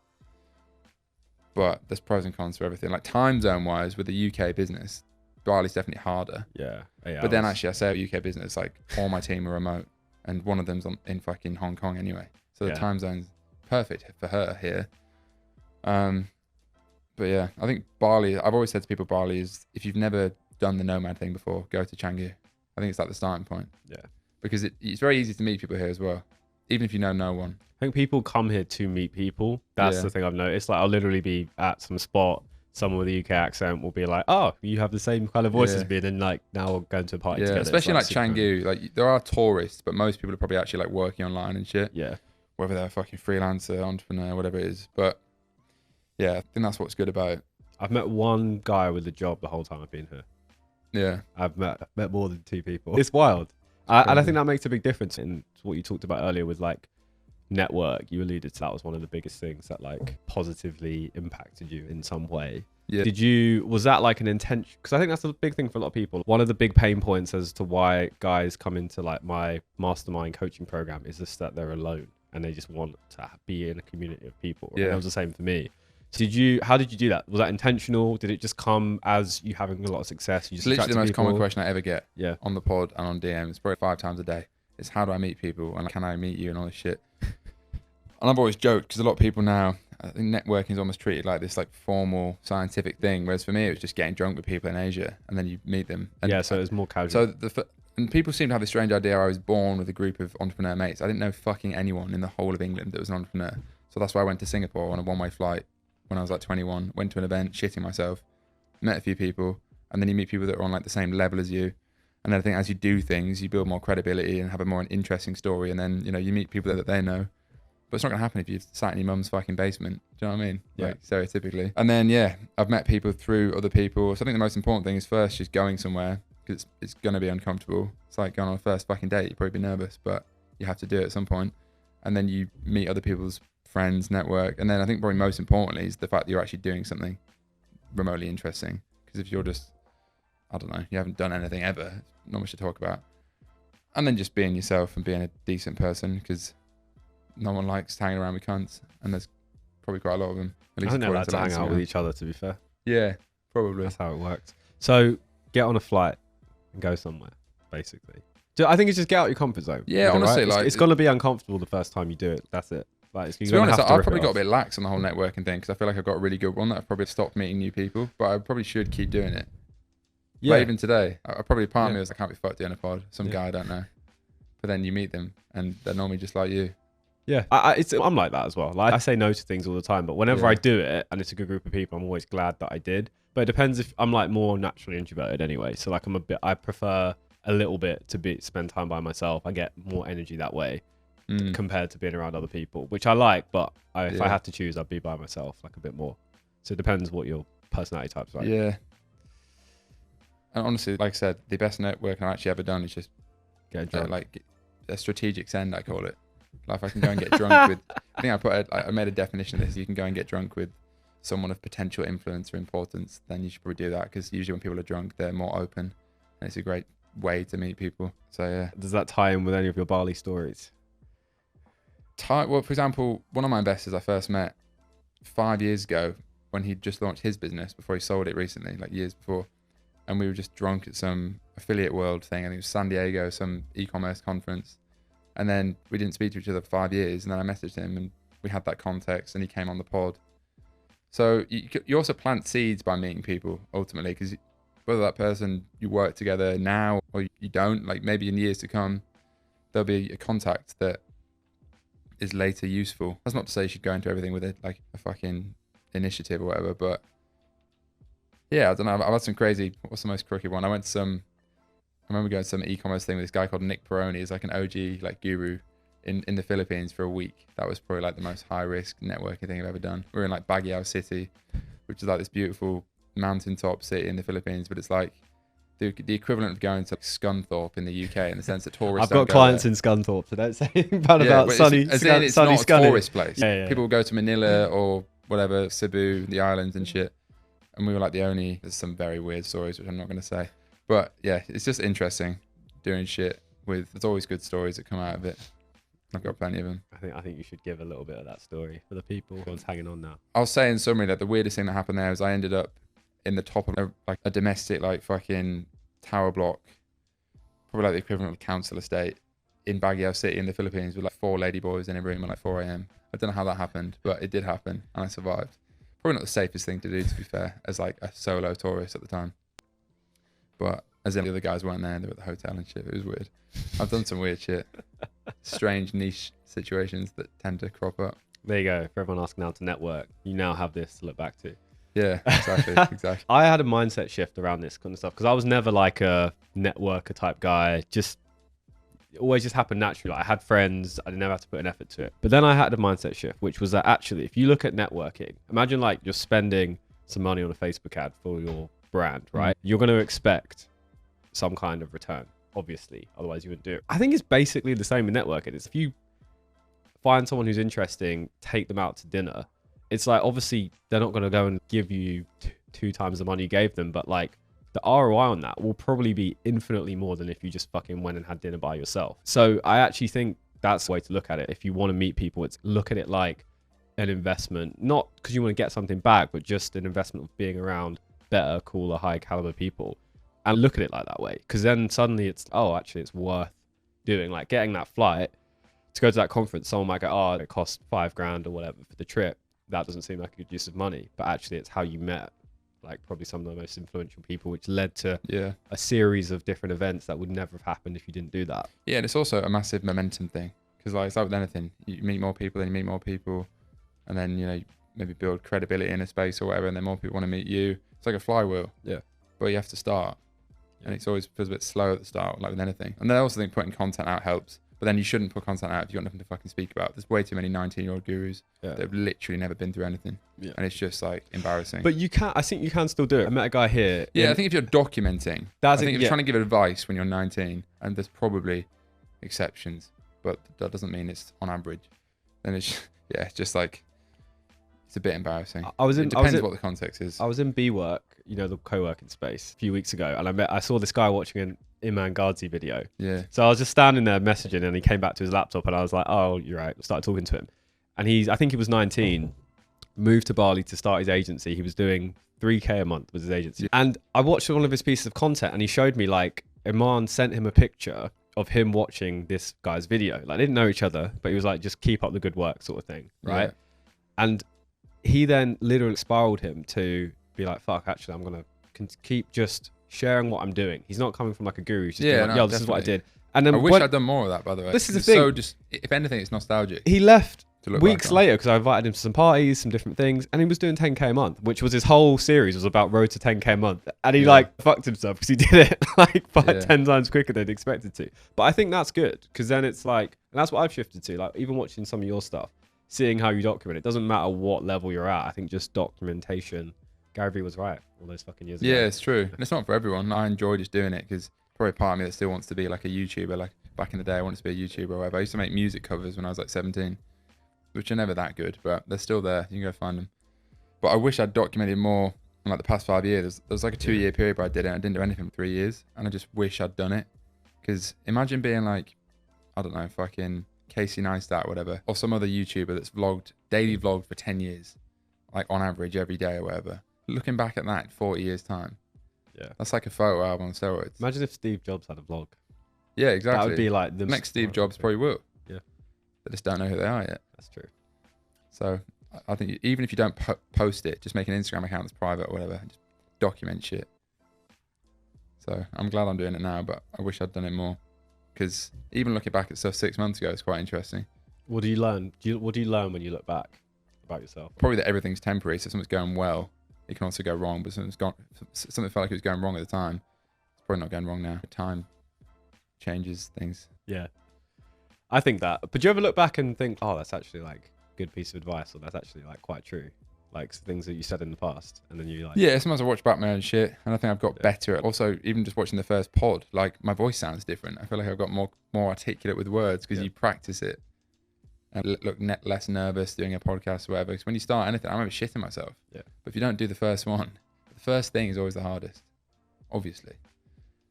But that's the beauty of YouTube. I wish I'd just focused on content and YouTube earlier. Because we were talking about Iman before. Look at his growth in like the past year, but I think that's come because he had 7 years before of making videos, which people look past. But it's like exponential. It's like most things. It like might take ages. I feel like that with my pod. It's felt fucking slow in the past year. I just do it anyway, but like I really feel like it's gonna hit an inflection point. I probably need to start doing it in high quality studios like this for a start, instead of on my fucking iPhone. That can be your niche. That can be your niche though. Yeah, I mean it works, but I would like to up the production quality. But yeah, content is just mad because it's evergreen. Like you're stacking something you're compounding something rather than stacking it. Do you know what I mean? Not starting again like every day, because like videos from a year ago still getting views. So it's like this flywheel. So that's why I wish I'd started earlier, honestly, doing like YouTube properly. And also YouTube, being a YouTuber is like a legitimate career now. Yeah. Like, we've got past the point of that being like some weird shit that you take the piss out of your mates doing, which it used to be for me when I was doing YouTube covers. I remember that. But now it's almost, if you don't have some sort of personal brand, even just like a decent... Instagram for me is like a dating app, to be honest. But like Twitter is like a business tool. I don't know if you're on Twitter much, but I barely even knew what Twitter was like a year ago. I knew what it was, but I didn't think people used it. But now there's like the whole money Twitter corner of the internet, just like all entrepreneurs, and now I've got a big following on there, and like the organic reach is mad. So yeah, I think that's another thing. If you're trying to network, you should definitely just have a profile, at least of who you are. Because I'll get a DM from some anonymous account that's private. Oh, the fuck, I don't know who you are. There's not even a picture of your face. Yeah. So yeah, just have a decent social media profile, even if you don't put content out as such. What's, apart from networking, what are like the other biggest questions guys reach out to you and ask? Probably like how to start or some shit, or like what content to watch, and I just say watch every single podcast, and if you don't learn more than you would in uni, then I'll be amazed. Because that's the beauty of the internet. You can literally, I think there's like some saying where it's like we are like drowning in knowledge but starved of wisdom or some bullshit. I don't know what it is, but the point is like everything you need to know basically ever is on the internet. It's more just about bothering to consume it rather than some mindless TikTok video, which is the create or consume mindset, isn't it? If you create something, you'll probably do all right. Whereas 99% of people just consume. Do you know what I mean? Yeah. Let's scroll videos all day. If you just fucking either made your own video or built your own thing, instead of buying from this brand all the time, make your own brand. Because basically the world is consumers and creators, and genuinely the creators are the ones that are reaping the rewards, whether that's creative freedom or money. And everyone buy, an easy example is everyone's buying shit on Amazon. Look at Jeff Bezos, who made Amazon. Obviously that's a very niche unicorn example, but it's an easy to understand one. But that on a smaller scale, like people building shit are no smarter than you usually. But it's hard though, right? Because half of the like downside that you get from watching social media, like mental health struggles, like comparison, comes with that, right? So do you still experience that? Like when you look at other people online, it's like a big thing that a lot of guys come to me with. They'll be like envious of, they feel like they're not winning. It's not even envy, it's just they just feel like shit because everyone around them everyone who they're following is posting this stuff. Yeah, so I remember feeling like that. And I think the first point on that is I know for a fact, and it's easier to understand when you get a bit of experience and you realize that maybe you are one of those people that look like, and you know yourself that you're not. And like, I know for a fact that there's people on Twitter, Instagram, whatever, that look like they're doing this, and it's all smoke and mirrors. Yeah. And not everyone knows that, 'cause especially when you have less context and experience, it's harder to tell what's real and fake, which is why so many people fall for like Forex course scams or whatever, because they see this guy that's driving the Lambo and they don't realize that it's fucking heavily financed and he's living at his mum's house and it's all facade. Not that's the case for everyone. There are some very successful people that are legit, but because they never share, because like even the most successful people, it's not like they're doing that shit all the time. Do you know what I mean? Yeah. Like, even like Iman, like he's working, grinding. He's working the time. Yeah, I guarantee he's working harder than anyone that watches videos. Yeah. So yeah, that's one example. So I think just bear that in mind. And most of the internet smoke and mirrors, particularly like Instagram. Like Twitter's a bit different, I find. But even then, a lot of people have a motive to sell you something. Do you know what I mean? So especially if it's like personal brand space, like course gurus and so on. Who do you follow who you actually get value from, or you like, whether it's actual learning stuff or like entertainment, whatever? I think the best podcast I ever listened to, and I don't listen to it anymore, it's MFCEO by Andy Frisella. So that was the first thing. Oh yeah, he does the 70, is he the 75 hard guy? Yeah, so I listened to all his shit when I was like younger, like 21. When he did MFCEO, and now he has another one, which I don't listen to as much. But probably him is like where I started. I wouldn't really say I listen to that many people specifically anymore. It's more just like random shit and maybe people that I actually know that I get advice from. But I didn't have those people in my life before, so you have to choose. It's like Gary Vee says, you just put like positivity in your ear. Well, not positivity, but like useful shit. If you're some broke 18-year-old, go and listen to David Goggins and shit and learn about working hard. And I like David Goggins actually. That's something I got onto a lot, especially when I started doing marathon training. It's not entrepreneurship or anything, but it's more like mindset stuff and being just a hard motherfucker, which I relate to a lot, especially because I'm driven more by like kind of hateful energy, prove you wrong sort of shit, which I just think some people are, and I'm just aware that I am. But then in terms of like entrepreneurs and stuff, yeah, probably more just people in like my actual circle that I look up to or whatever. Because like I said, I think as you get older and more experienced, you can be a bit more specific. Whereas when you're starting, you listen to Gary Vee. Yeah. Because that's just like mass market. And that's definitely better to listen to than watching Love Island. So yeah, I think as you get older, you don't listen to the mass market stuff maybe as much. Do you think being driven by that like chip will last forever? Or do you think there'll come a point where that doesn't motivate you anymore? I don't know, yeah, I've often thought about this. Maybe when I feel like I've made it, that'll go away, but then you probably never feel like you made it because there's always a fucking carrot on the end of a stick. And the things you wanted 3 years ago, you now don't appreciate and you want something else. So I don't know if it'll always move and there'll be like new people that I'm comparing myself to or like new fictitious enemies in my head that I need to beat or whatever. But that's just the way I'm driven. I don't know, one day I'll meet like some fucking spiritual woman and she'll change the way I view the world. Maybe that's some other fantasy in my head maybe. But no, definitely for now. Like even when I go to the gym and stuff, I like always just put like heavy shit on, and I don't know. I like getting in that headspace. Yeah, I think you can have both. That's one thing. I've gone down that whole path, and like my girlfriend's super spiritual, and I'm with her. Yeah, I'm like living in a totally different energy. But then when I'm working or in the gym, I'm like back in that like warrior mindset. And I actually think like from experiencing both, I think the best answer is having both. I think you can be too much in that, and I think that can lead to like burnout, and that's what leads to like for me, I had like mental health struggles and stuff like that in the past. And who do you want to go to when you have the worst fucking day or you're sick? You just want to speak to your mum or speak to your girlfriend, or you don't want to speak to a guy, right? Yeah. Like, you're not going to speak to your mate, be like, oh, I feel really bad. Like, he's not going to give a fuck. Yeah, I've always struggled with that. Like opening up to male friends. Probably like one guy I speak to. Yeah, I think it's just because most men don't know how to access the feminine part of them because it's seen as weak or vulnerability isn't good or whatever.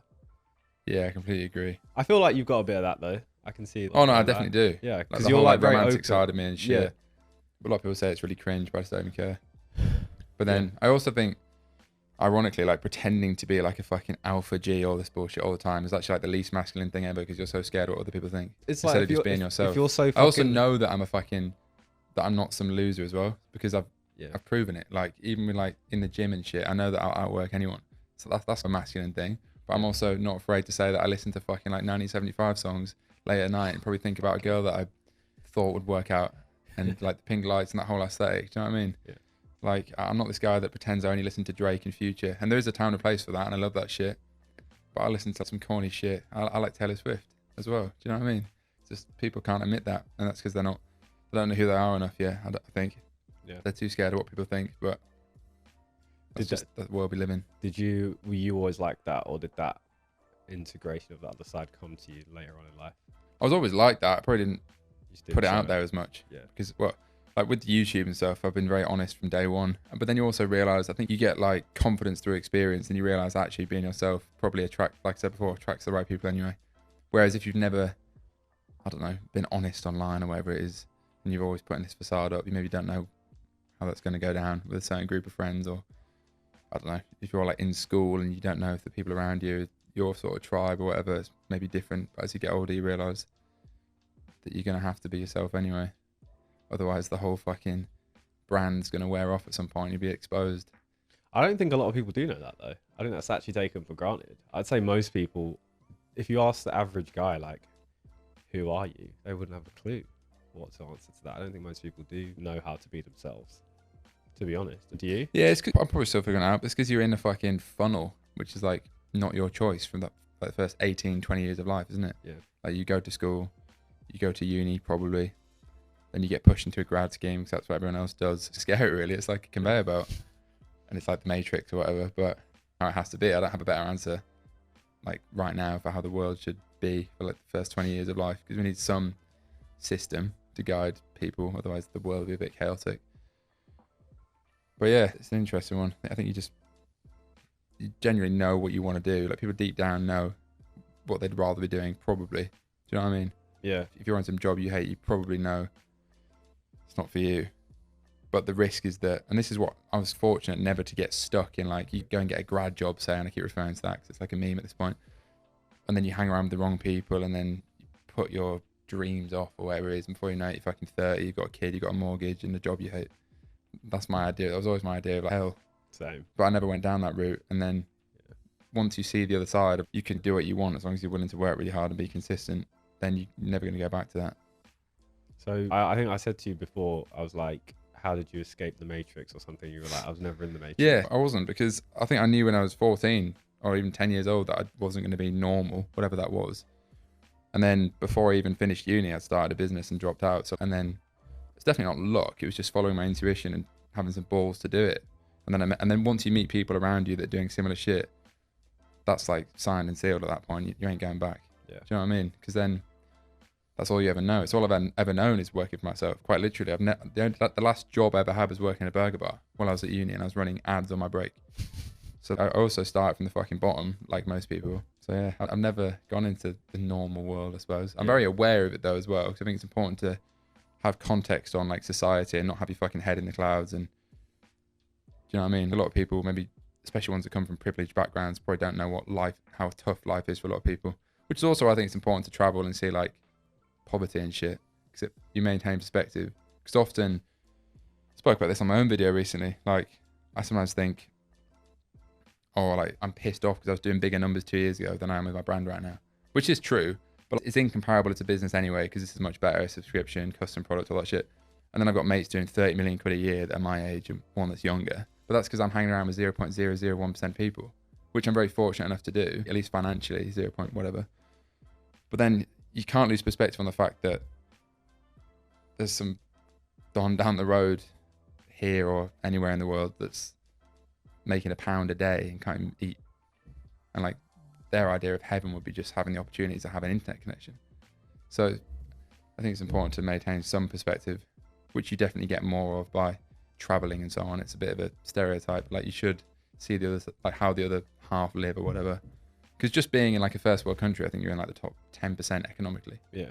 Which people don't actually realize how mad that is if you think about that. So that doesn't mean you can't have problems if you're making money and shit. Of course you can, but it's a useful perspective. And I sometimes lose it because I've set the bar so high for myself, which is definitely a blessing and a curse because it means I'm ambitious and whatever and I have successful friends. But it also means that you sometimes lose perspective. It's pretty fortunate to be able to do your own shit and travel and so on. Do you know what I mean? Yeah. But I think, yeah, for me, my dad came here from Africa, lost all his businesses, had to come here with nothing, start again, holes in his shoes, built his businesses up again. And I saw him working like my whole childhood. Well, I didn't really see him because he was working. Yeah. I always felt like, why don't you just come and spend time with me? Why don't you just give some time for us? And he did his best, bless him. But that always reminds me of like, he could have just easily been shot when he was trying to escape from the country where he was. And like he wasn't. And there were times when he nearly was, unlike grandparents or whatever. So it's just like the way I always think about it is like one decision different could have led to a completely different life. Yeah. I think when you like look at it like that, it's hard not to be just like, fuck, all right, grateful, I guess.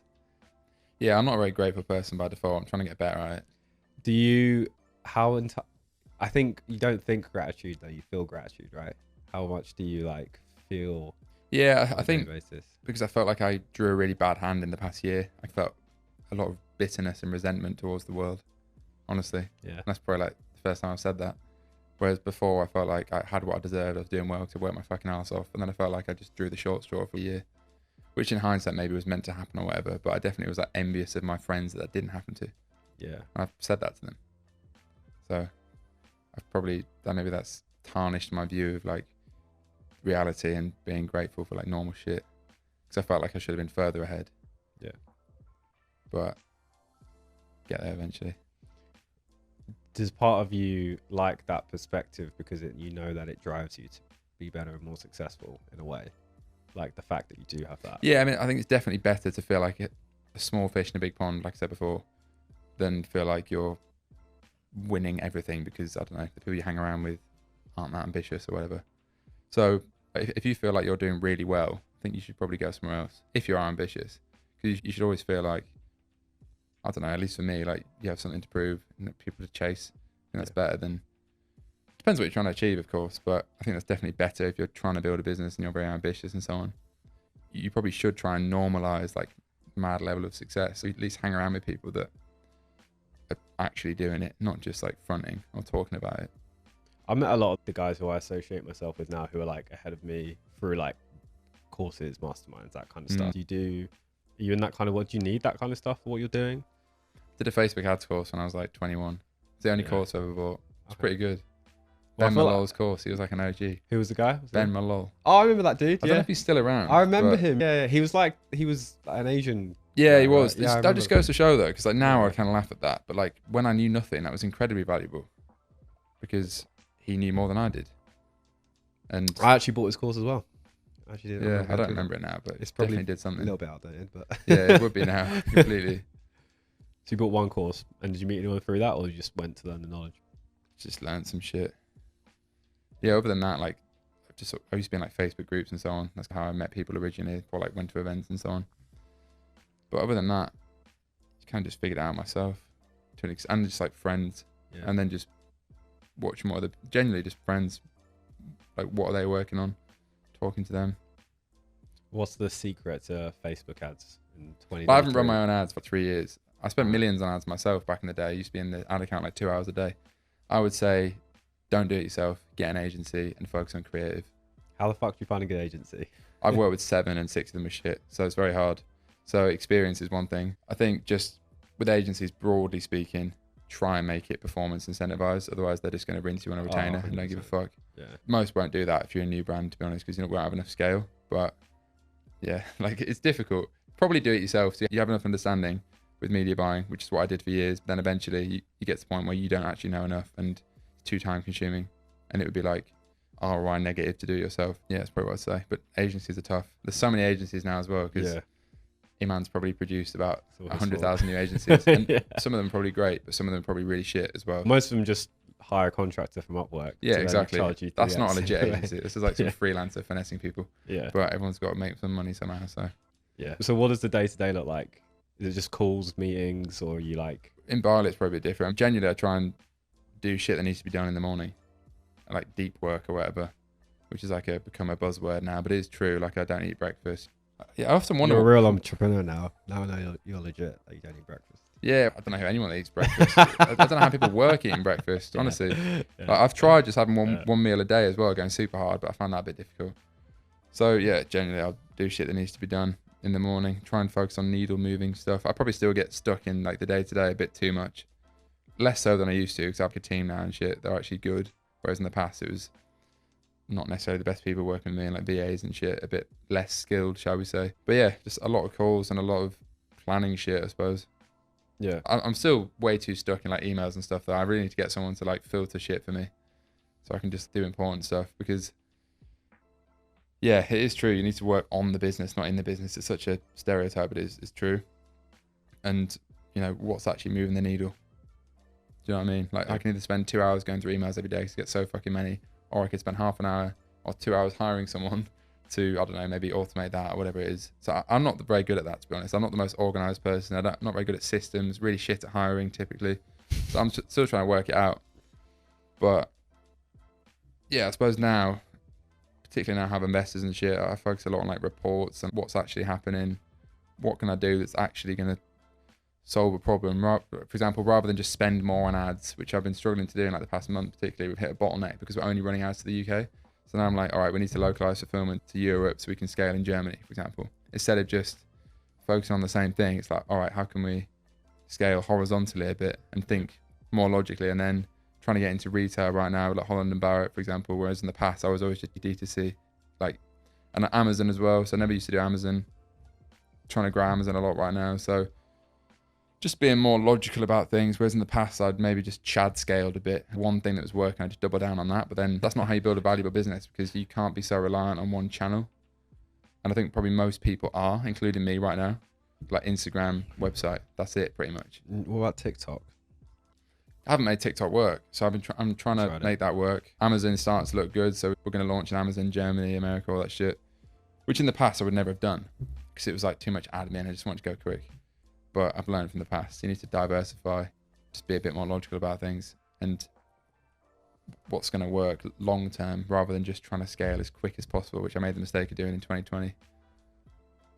So, do you enjoy solving business problems like that?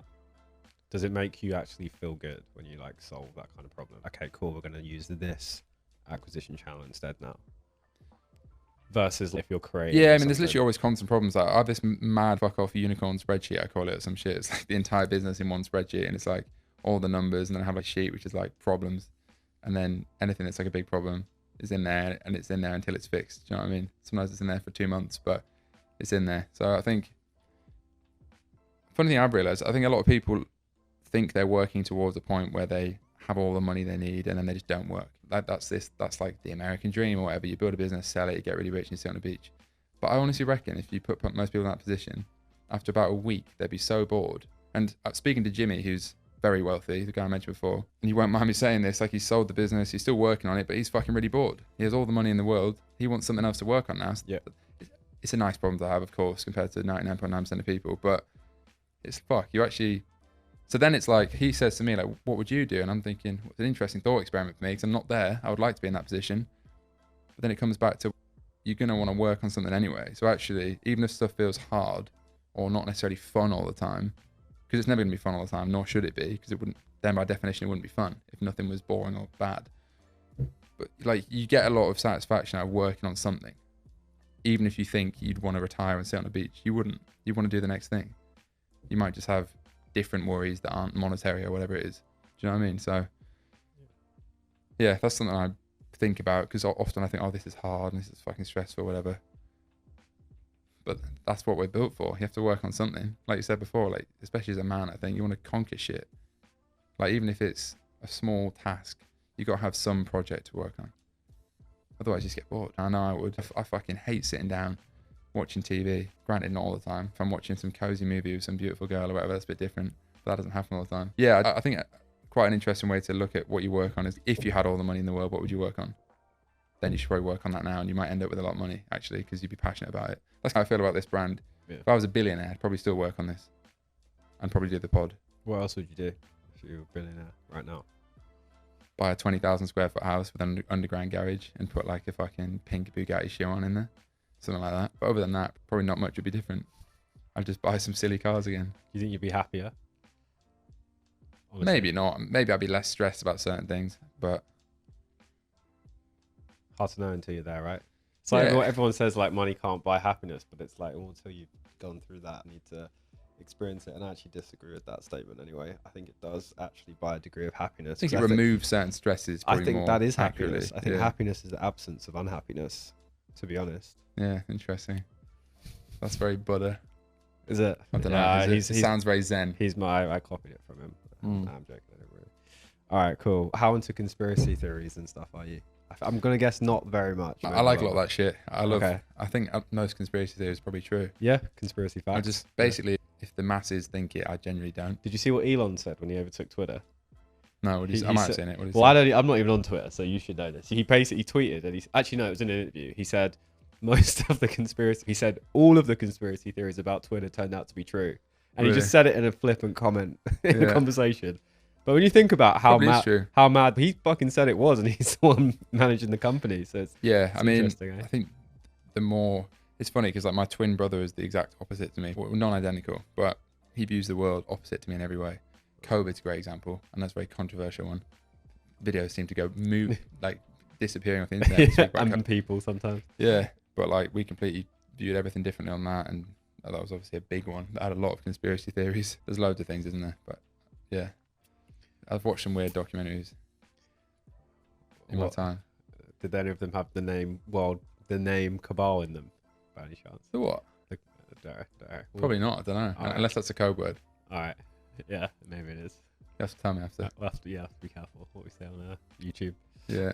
Okay, cool. So a little bit, but don't go down the crazy rabbit hole. Yeah, I just think obviously Andrew Tate speaks about a lot of this shit, and I think a lot of what he says is true. Yeah. Like a lot of them are uncomfortable truths. I don't necessarily think like the government wants the best for a lot of people, and I don't know. I think you have to think for yourself, and it's a surprising amount of people seem to just literally believe whatever the news says, which I find wild. And then you're the conspiracy theorist if you don't, which is funny. But a lot of things have turned out to be true that a lot of people said were lies over the past few years about certain diseases and so on. So yeah, I think funnily enough, I think a lot of entrepreneurs genuinely think the same about conspiracy theories, the way they view the world, whatever, which tends to be different to how maybe most people view things. And there's obviously a correlation there, and it makes a lot of sense because they view everything differently. That's why they tend to think for themselves and do their own thing. And yeah, like everyone I look up to thinks the same about a lot of things, whereas people that I know and maybe have gone down a different path tend to think the opposite to me and these other people.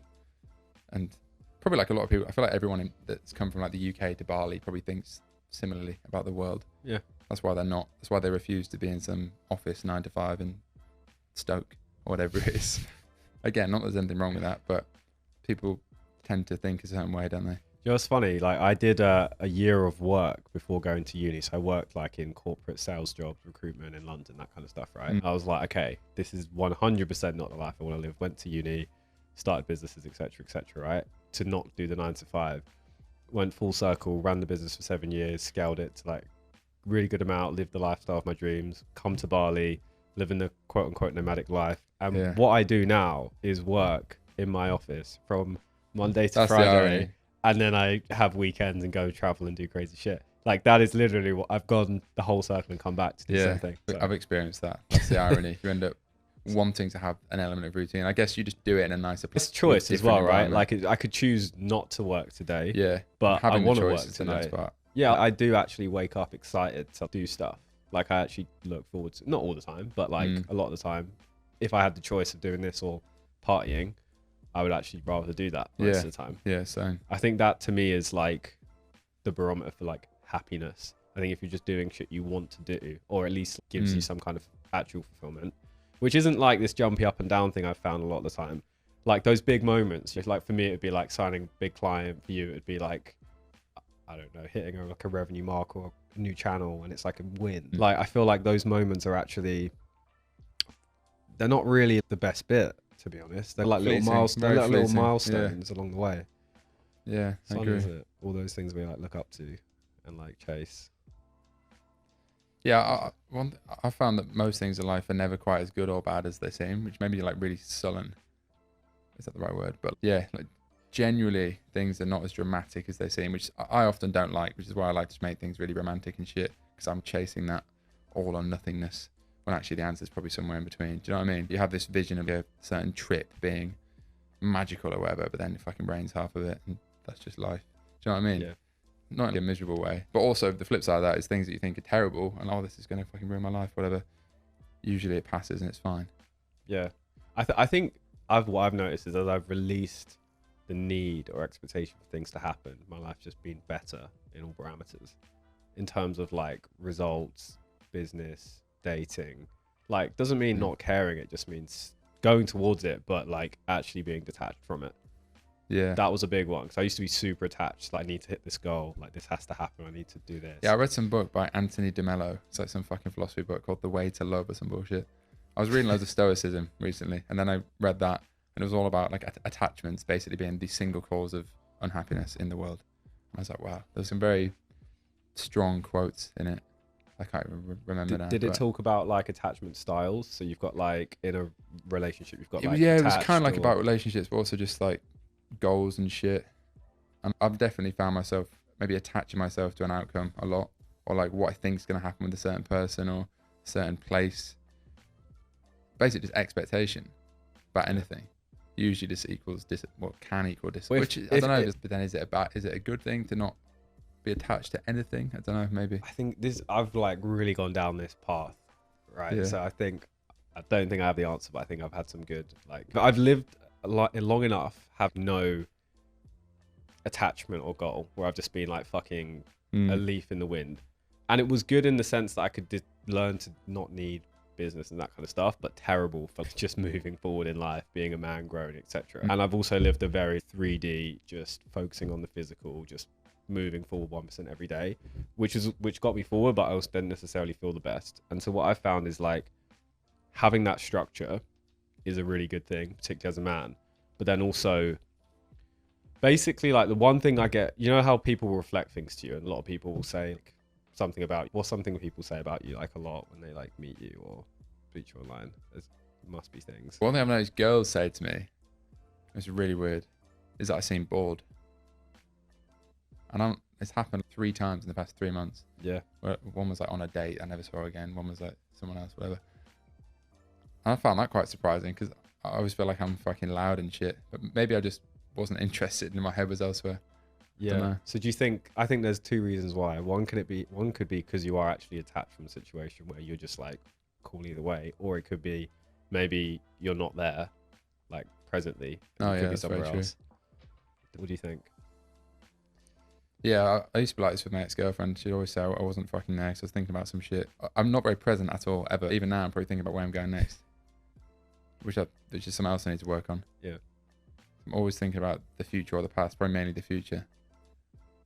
Yeah. But then the future isn't a thing, do you know what I mean? It's like just now. And then how much do you feel like anxiety a lot?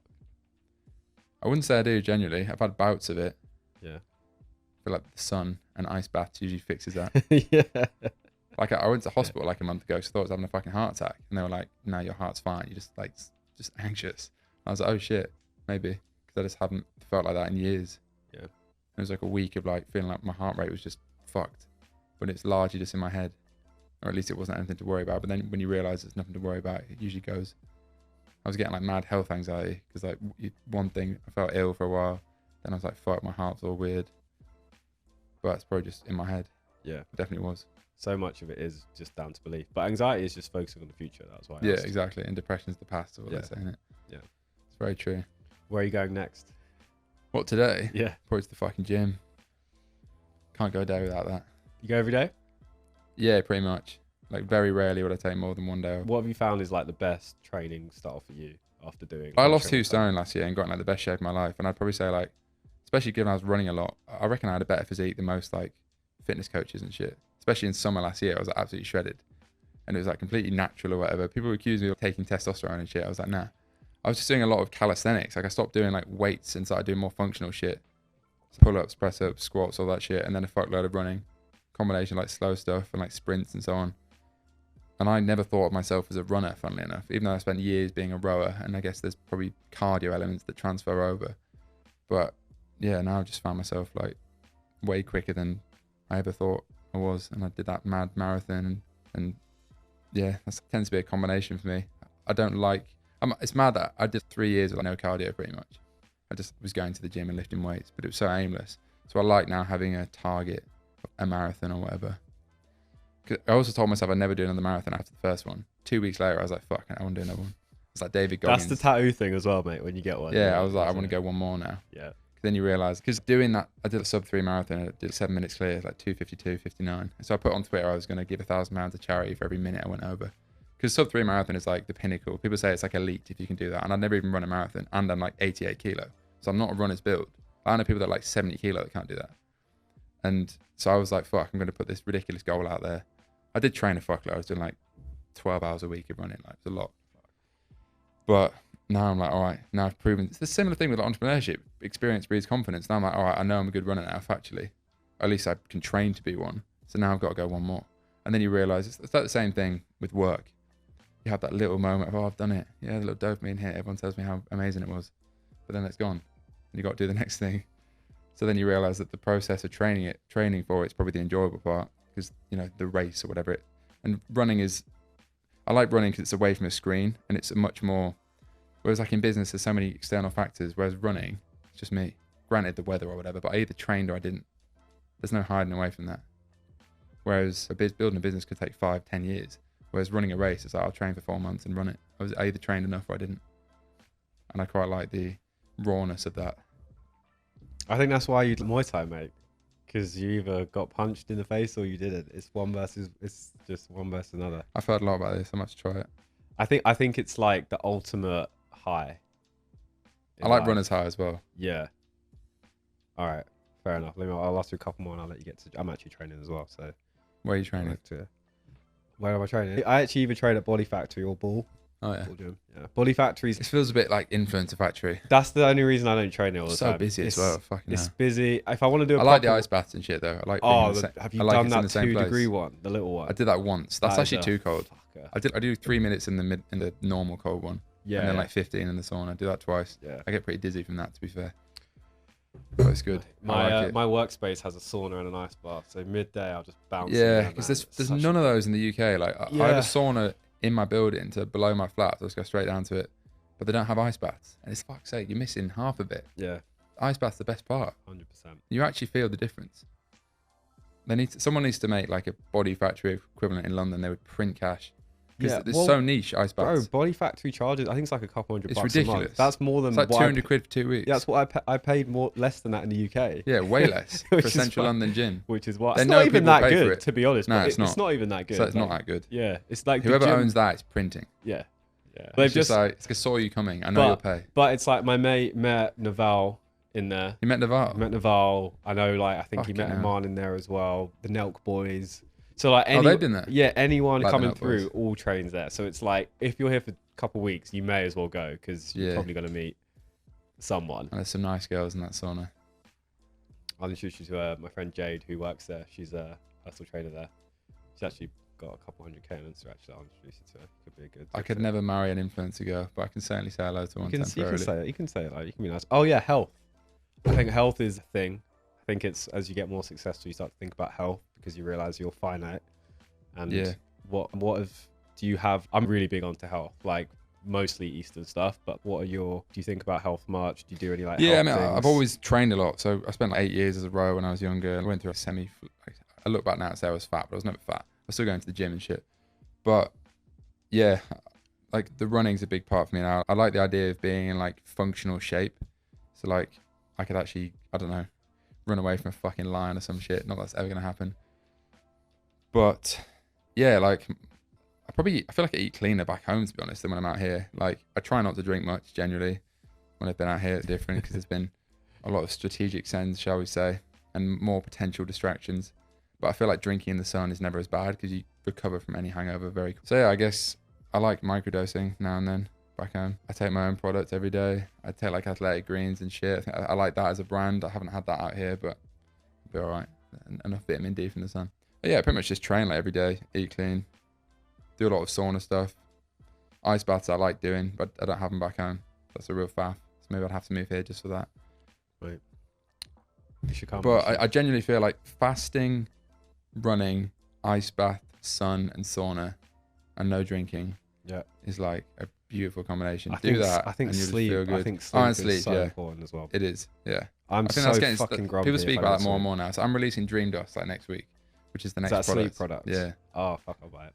Yeah, so it's the opposite of Rainbow Dust. That's the idea. Can you give me an affiliate code and all? Yeah, it's good shit. I will. First influencer, first podcast sponsor. I'll promote it. I've actually used it. I've actually used it and had a good time with it. So yeah, I think that's what you want to people. I like how Stephen did it on with you, CEO. Yeah, he, those legit kind of relationships. All right.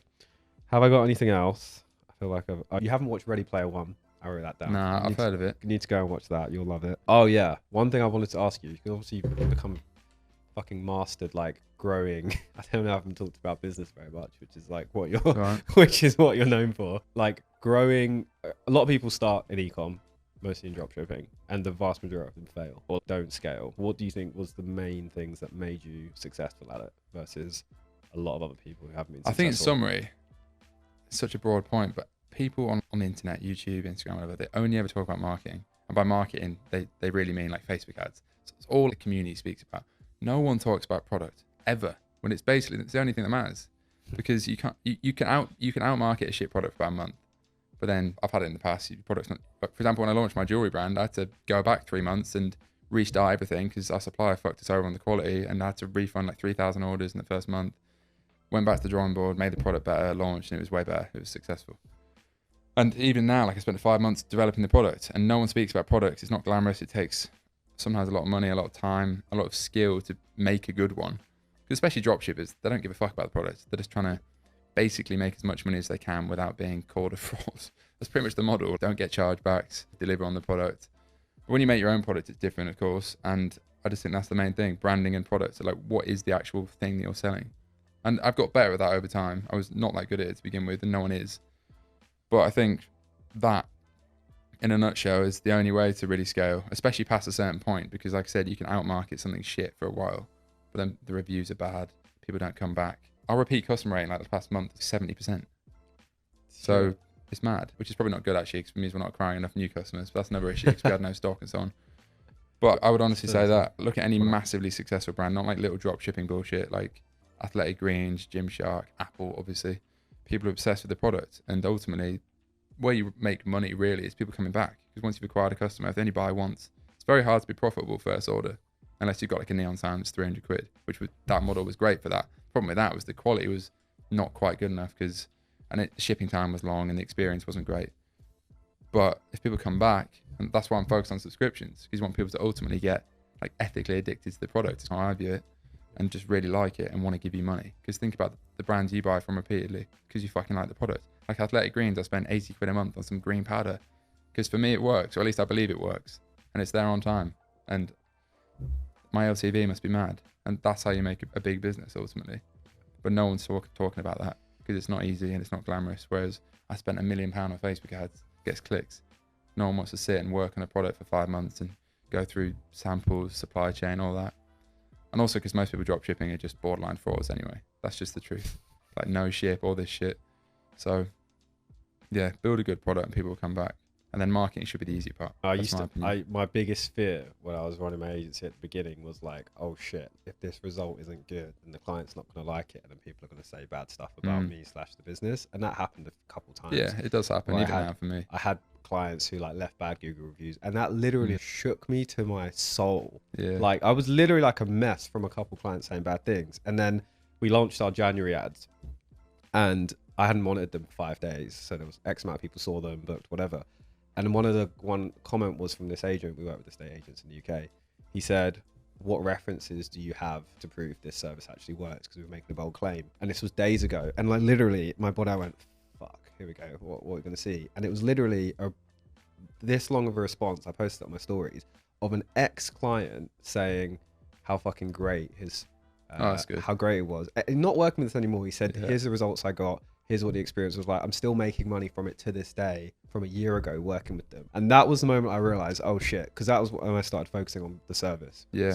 The equivalent. And I realized that is it. And that's what we're doubling down on, just making it to the point where it's like, there is no one else to compare it to because it's just different. Yeah. And I think and that's also what's exciting. That's what's giving me the passion back as well. So I think like for anyone listening, if you just focus on that, innovation. That is like. Also, I've worked with so many agencies and freelancers, and it's shocking to me even to this day that don't realize the value in over delivering. Because I'll come back. I've worked with there's a video editor I worked with 2 weeks ago, and I'm currently in like a dispute between us because I think he delivered absolute shit to the point where I can't use it, and I'm like, I'm not paying you. I've already paid him 50% up front, which to me feels like a scam. And he's saying, oh, I need to be whatever. And I'm just thinking, if he just over delivered, I'd have worked with him for the next 3 years. Yep. Does he not see that? It's wild. And I just don't get it. So anyone listening that runs an agency, just be fucking good at your job. It's the only way to win. People just look past that. They want short-term profit, new client, with drop shippers, new customer, instead of people coming back.